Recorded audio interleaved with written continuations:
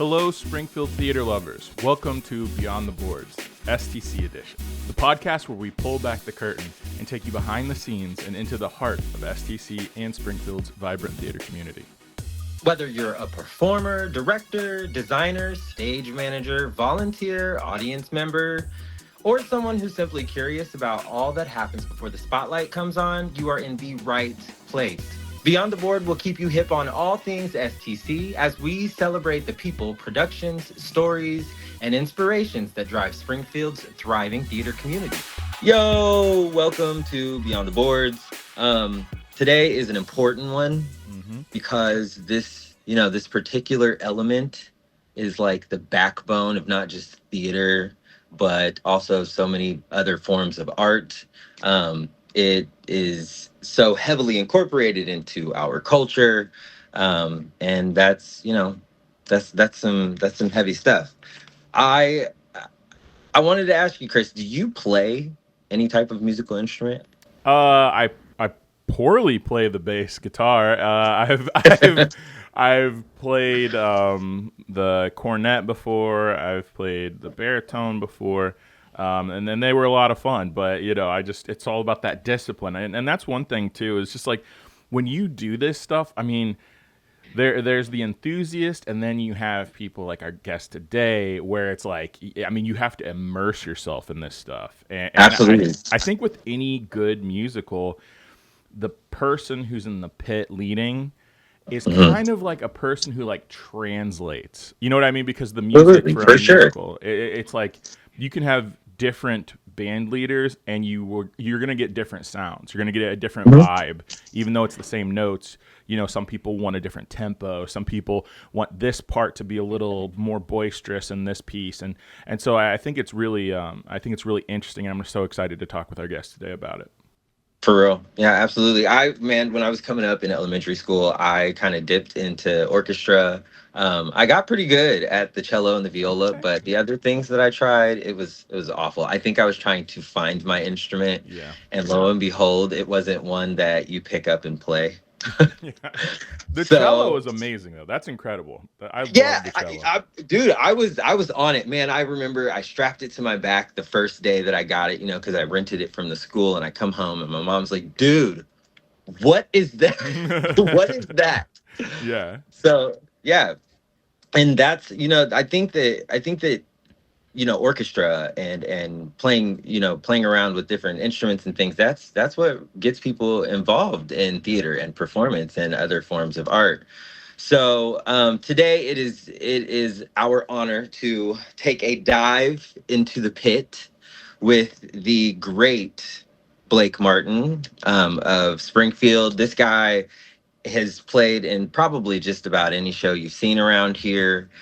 He plays with STC out at the Muni. He is a music teacher for Pleasant Plains. Just directed their Frozen. And he is also the orchestra director for STC's upcoming White Christmas.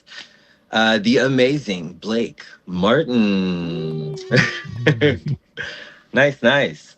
All right, so let's just jump right in here. Blake, let's start from the beginning, man. Tell us a little bit about yourself. When did you start playing music? What inspired you to pick up an instrument?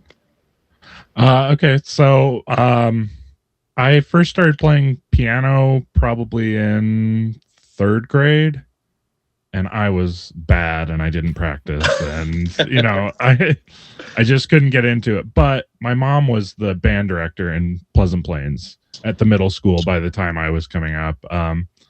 And my brother played trombone. He's like 5 years older than me. I always wanted to play the trombone. I thought that's so cool. Little kid, you get to move a big thing and make scary sounds. But by the time I got in fifth grade and actually had to pick an instrument, this is a funny story, but I was obsessed with The Simpsons, and I really liked Lisa Simpson as a character. Nice. And she plays the saxophone, so I picked the saxophone. Okay. Which is a hilarious origin story, but hey, we got a little bit of time here. Thank you, Simpsons. Thank you, Matt. Oh yeah. For the music in The Simpsons is kind of amazing. It's Danny Elfman. No, it really is. He's It the really Yeah. is. yeah. For I mean, sure. even just like the steamed hams jingle is like Yeah. deep Mhm. harmony. There's so much going on there. Absolutely. The References so nostalgia. much. Everybody Yeah. feels it, man. Yeah, absolutely. But yeah, anyway, I just started playing the saxophone and I absolutely fell in love with it. And I would dabble with the piano and pick out melodies and stuff from video games. And then eventually, when I was in high school, I didn't actually play my first musical until my sophomore year, and it was Little Shop of Horrors. Cool. And I don't know how it happened, but my band director said, "Blake, you're playing bass in this show." And I didn't play bass. He just said, "Do it." And I honestly have no recollection other than I took a bass home from school and I sat with the book and I figured it out. I feel And you. it was so fun. It was so fun. And for a while in high school, my nickname was Bass Martin because I played bass. I like barely play bass anymore. Yo, but can we adopt that over here? Can we get that? yeah. Yeah, so I played bass for Little Shop, and then my junior year we did a really silly jukebox musical called Disco Inferno. I played saxophone for that one. And then my senior year we did Joseph, and I played bass again. Cool. But all the while I had friends who were playing guitar and in the shows and outside of the shows, and then I you didn't said really. You said your mom she taught music, yeah? Yeah, she was the band director at the middle school in Pleasant Plains when I was growing up. So she started me out in 5th grade. She was my middle school band director. And before that, I guess I should go back. I grew up, she moved back to Springfield after being away for like 10 years or so in 1987. And she started playing shows for one of her former students, Mary Myers. And she would play like all the Muni shows every summer for quite a while there. And then when I was born in 93, she started taking me and I would sit in the pit and, just watch. And I totally fell in love with like all the woodwinds and, seeing people play all these different instruments and just bring a show to life. So I just kind of grew up around it. And I totally fell in love with it. Back to high school. So I was going to go to school for engineering and I got into a school, and then I just kind of had a moment in my senior year of high school, like pretty late, where I was like, I don't want to do that. I'm not going to be happy if I do that. So like super late, I applied for music school at Millikan.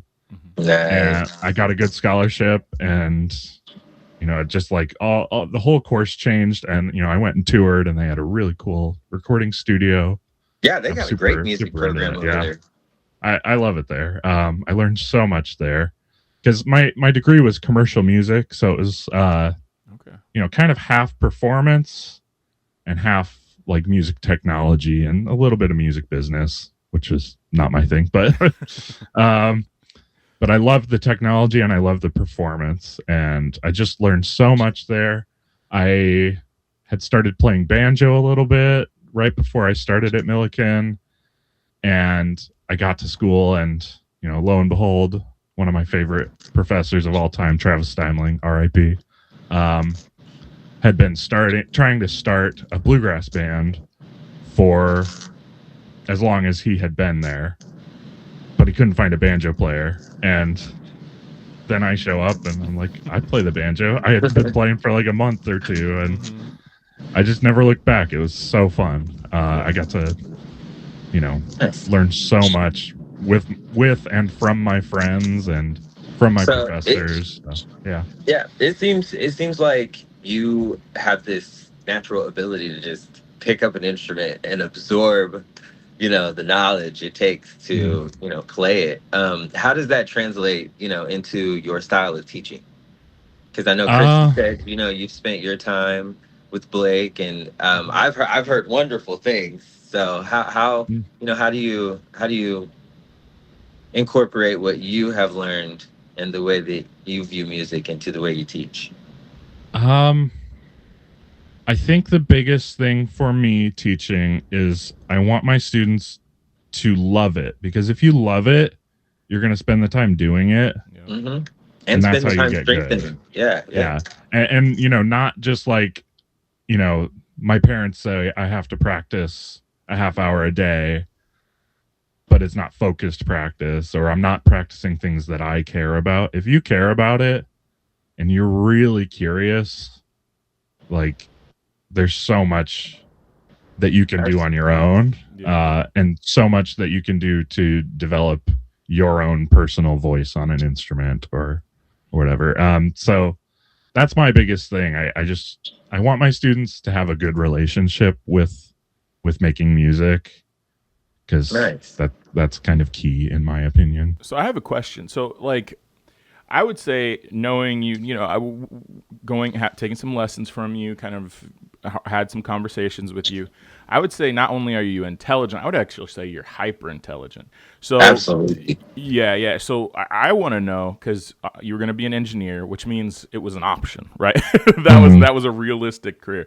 So my guess is you're really really good at math, and outside of that, how do you feel like the math, because a lot of people just think, well, it's numbers and then you compute, but really it's like a logical like puzzle in a way when you're working with, especially like geometry and calculus and stuff like that. Like some of that is you plug and play, but also some of it is you have to kind of feel your way through the problem. So as I hear you talk about, well, I'm going to pick this up and I'm going to play this all of a sudden, how do you feel like the engineering side of your brain and the musical like genius side of your brain, how do those, do you see any sort of connection there? Well, it's funny. I remember my brother is like a genius, and he's an architect, and he can do whatever he wants. He can solve any problem he wants to solve. And I remember our calc teacher, we had the same calc teacher, 5 years apart, said, "Oh, people who are good in band or choir are never good in my class." And he always kind of like tried to prove her wrong. And then by the time I came up, she had maybe changed her tune Yeah. on that. But I sometimes I feel like my crutch as a musician is I am a little too analytical, a little like, I'm a little less free flowing. I'm always working on, the creative side and my voice, because that's important. Sure. But my forte is definitely the technology and the analytical side and all of that stuff, which plays a role. I mean, it's the perfect blend of both sides of the brain, or however you want to say it. And I never really felt natural at music. My mom has the same story. She skipped a grade when she was in school. Sure. And she was really smart, and she could do any math. She loved it. But what was hard for her was the clarinet. She started playing the clarinet and she couldn't do it right away, and she had to work at it. And that's what made her love it. And I feel exactly the same way. I didn't take right to it. I loved it immediately, but I didn't like just click. So I had to work on it, and I like that. Nice. Super cool. So that all has brought you here to directing and creating within the theater community. And I know you said that Little Shop was like your first theater show that you played in. What was that, back in high school, you said? Yeah, it was my high school show. I think we did it in the fall back then, when I was a sophomore. Yeah. So, I mean, what is it that kind of keeps you here, and what has drawn you to theater now? And what is it about playing in a pit orchestra that keeps bringing you back and inspiring you to do more and continuing to grow and learn? Because I mean, I think I've experienced you kind of like just pick up a few things in the short time that I've known you. So how does this keep driving you, the theater community? Um, I think I want to make a parallel to a class I took in college because I think it explains everything. I took a production class, and it was kind of old school production, not like making beats on my computer. I had a class that was that, but old school in the studio with musicians, and I kind of loved the logistics of getting the right people playing the right instruments on the right arrangement on the right song. And I loved helping like really creative people tell stories that were important to them with their music. And I feel exactly the same way about theater.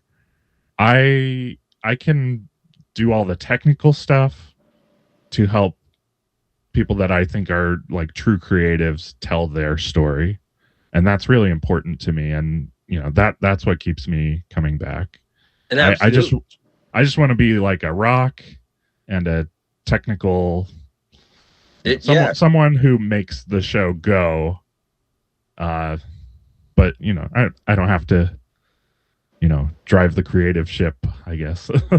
I mean, I'll tell you what, coming up, like I said, through orchestra, found my way into performance and things. And, music is super important to theater, and it drives the story, it provokes feelings, it connects us, as actors on the stage, as audience members, and between the two, so, without music, there really wouldn't be much theater. What is one production you've worked on that you'll never forget? The most recent one was Hoagland Ed's Hadestown that I music directed and played guitar for. It was fantastic because it just felt so timely, and the kids like really got it, and I got to help that happen. If it was just a play, I don't think it would resonate the same way as it does as a musical set with that kind of music. I think it's perfect for now, and I think the kids just latched onto it. It was so cool. You could tell that they had a great time with that show. They really did put a lot into that show, and the sound that came out of that show was fantastic. Absolutely. Bravo. Did you see that, Chris? Oh yeah. Yeah, it was so good. Yeah, I knew some kids that were in the show, and I was just very impressed by everyone. I mean, like you said, the music was super fun, and the kids performed the heck out of it. And so it was that I think that's that symbiotic, because I think in order to have a good musical, yes, you have to have good music with it, of course, catchy, whatever. But also, I think just the resonance and the sound of whoever's directing it is what makes me happy. Because one of my favorites is Little Shop of Horrors.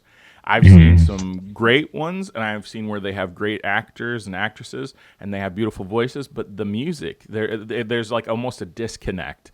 And I think that's one thing. How do you connect what's happening in the pit with what's happening on stage, rather than just, because I know you're analytical, so I know there are certain beats, certain things somebody says, and then you hit the snare or something. But as someone singing, and I know some people maybe can't keep tempo, maybe they speed up here or there. How do you on the fly kind of change in the pit like that? Well, I'll start kind of technical nitty gritty, and then I'll go like more holistic. So the people who play in the pit, playing in the pit is different than just playing a concert or something. You like learn a language, you make notes in your part of, singing starts here. These are the words. Here's my cue lines. It's like, I don't know. It's like you want it to be like driving a fast car that handles really well, but it doesn't always. But you try to make it that way. Right. Then holistically, I try to theater music, this isn't a diss. It's not the most original. It's referential. It's referencing all of the great music that has been important, in our culture for forever. I try and tap into that because that informs the tempo, the style, and the more you understand those references, the easier it is to make music of it for everyone. So that's my goal as a music director. I'm thinking about why is the music the way it is, and let's lean into that. So I think that's the referred. Yeah, I got you. Yeah, absolutely. You guys, I'm the musicians. You guys down there in the pit, you guys are like a performer yourselves, really. You guys have to think for yourselves. You have your lines to deliver. It's fantastic. And I also believe that that's why so many people enjoy working with Blake, because you create in a way that is collaborative. And I mean, I've watched you change your approach in real time. And that translates down in the pit. Just like, Chris was asking, how are you following, these performers on the stage? And for real, it's because you guys are a performer on the stage. It's symbiotic. I believe you said that too, Chris, didn't you? I think so, yeah. Nice, I never understand what I'm saying until it's out of my mouth, man. And then I just, next thought. What'd I say? Yeah. Well, so let's talk White Christmas. This is a classic Broadway score. What makes the music in this show exciting, challenging, unique, for both the orchestra and the audience? Well, it's so recognizable. So you have to do it right, in my opinion. If it's a lesser known show or something, you can maybe fudge some stuff here and there, but everybody knows all of this music. It's scored for basically a big band, which is, one of my loves musically. I played in big band all through college, and, we went on tour and stuff, and it's like my favorite music to play. So, the classic big band is 5 saxes, maybe doubling on other woodwinds, 4 trombones, 4 trumpets, rhythm section, maybe guitar in the rhythm section. So this show is just slightly reduced from that. 5 woodwinds, 3 trombones, 3 trumpets, plus French horn, a whole string section, piano, another keyboard, no guitar, drums, 2 percussionists, bass. It's big. Yeah. Yes, it'll be 25 of us, plus me. So how's that? Is it snug down there with that many people? I think we're going to be on stage. Yes. Cool. Oh, yes. Yeah. I didn't know if that was going to be saved, as like a little surprise, but I am so excited for that. You don't have to put it in the podcast. You get to do your big band dream, man. Yeah. I can't wait for you. It's going to be fantastic.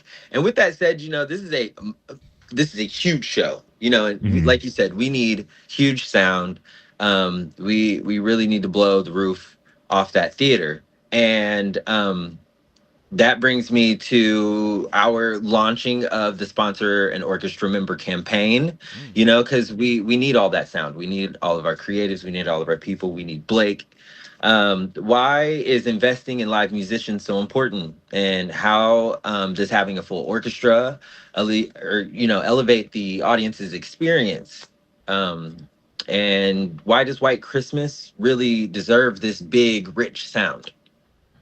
Well, I think any show deserves as much live music as you can get, because it is not the same if it's a track. Yeah. Right. There's something to be said for the consistency of the track, but you can just feel in the room the difference of live musicians. Because you could never, with a microphone, even the most expensive microphones in the world, capture exactly what it feels like in the room, because it's spatial. You can literally feel the air moving. Yeah. So I just think that's always important. I think it's important for, the young musicians in our community to see this music being made, because the music doesn't get made without people. Even if you're recording it, Yeah. somebody has to learn to do this. I think it's important. And, White Christmas, again, it's a classic. Everybody knows it, but I want it to feel special. It's Christmas. It's a celebration. Absolutely. So that's why. Nice. It's gonna be fantastic. And I can't wait to see you up there in I hope they put you in like a nice sharp suit. Tux with tails. And Oh, with a yeah. little bow tie. giant baton like in the old movies. Oh yeah. I'm Amazon right now. Add to cart. I'm getting it. All right. So finally, what are you most excited for audiences to experience when they come to see White Christmas? And what do you hope they leave humming or feeling? After that curtain closes. It's about joy. I mean, it's not the deepest story. It's about music and dancing and joy. And I don't know. I think I can spread some of that in the world. That's not a bad thing. I love that. Especially I love at that. Christmas time, right? You got For sure. Yeah, bring us the Absolutely. Christmas spirit on stage, right? Absolutely. I love that. I don't like Okay. the cold, so I need it. Well, You said you don't. You You can said you keep- don't like. you can keep all this heat that's happening right now. I'm gonna That's pass true. away. I'm gonna be outside in Yeah, my it's heat true. stroke every time I open the door. Yeah, I Indeed. do love a good sweater moment for sure. I think it's a bald thing. Maybe. Maybe it is. I call it the Awesome. convertible. I either call it the milk dud effect or the convertible effect, where when I go outside, like, yeah, I'm hot. You give me a good breeze, and I do all right. Good to go. Yeah. I gotta keep that one. Drop the top. Yeah. Yep, drop the top.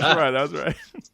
Nice. Okay. So, to kind of lighten things up here at the end, I kind of want to implement, a new little segment here, a little bit of a rapid fire. Chris, you kind of know what's going on here. And by the way, people, Chris is by far one of the theater community's greatest supporters, and he is an artist in his own right. Shout out real quick to CE Noel Photography. If you ever see any of our delicious headshots, it's probably them. But just as a quick little example here for you, Blake, I'm gonna do a rapid fire with Chris. Chris, maybe you can add a little music up under here or something. Okay, Do a what little- are we talking, like game show? What are we talking here? You take full creative rights on that.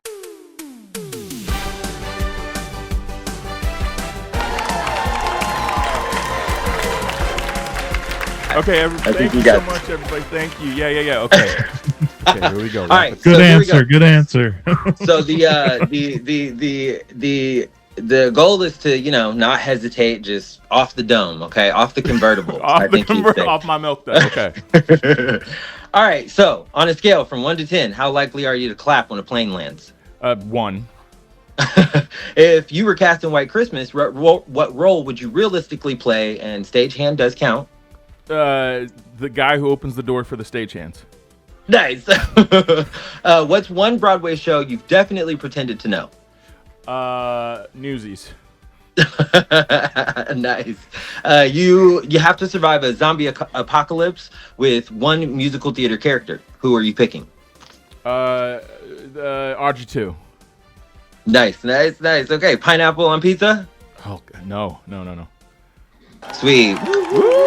You Thank you, guys. survived. Thank you. Wow. Those are just my answers, guys. Okay, applause down. Thank you. Nice. You win. We'll see what he wins later. Blake, now you are up. Yours will be a little more intense. You ready? Okay. All right, here we go. Favorite Broadway overture?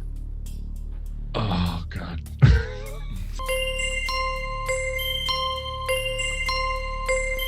Does Into the Woods have an overture? I feel like I can't remember. I feel like the whole show is an overture.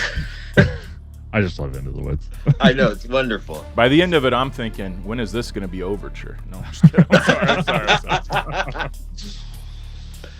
Mm, Oh, was Into the Woods your answer? sure. Okay, that's wonderful. Here we go. Favorite composer? I don't know. There's Come so on, many. man. Okay, I like Ravel. Ravel's cool. Okay, I thought he was going to say Blake Martin. No, I don't compose. You don't compose? No. You will. You will. Yeah, I was going to say someday. Okay, here we go. Let's see. Dream show to conduct. Oh, I've done so many of them. I don't know. Okay, let's Hades Town again. Hades Town again.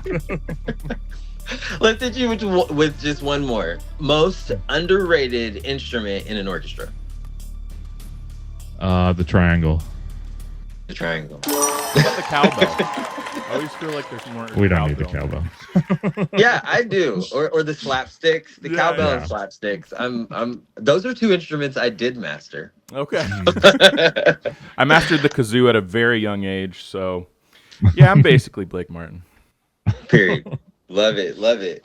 Well, Blake, we are extremely excited to have had you here today. And we are extremely excited to hear you this coming season with STC. I'm pretty sure you're involved with more than just White Christmas. What else you got going on this season?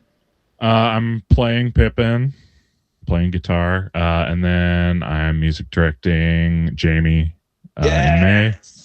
And I think that's it. I don't think Guys and Dolls worked with the Plains musical, so I don't think I'm doing it. But I would like to do all of anything I can ever. So Nice. Well, thank you for being here today and, talking with us and telling us a little bit about yourself and what makes you so you, which is incredible. It has been a pleasure, sir. Yeah, thanks for having me. It was cool. Thanks for checking out Beyond the Boards featuring Blake Martin. For more information on our sponsor and orchestra member campaign, head on over to Springfield Theater Center on Facebook or check us out at springfieldtheatercenter.com, where you'll also find all the details on our fabulous 79th season, shows, shenanigans, and auditions. Until next time, friends, much love!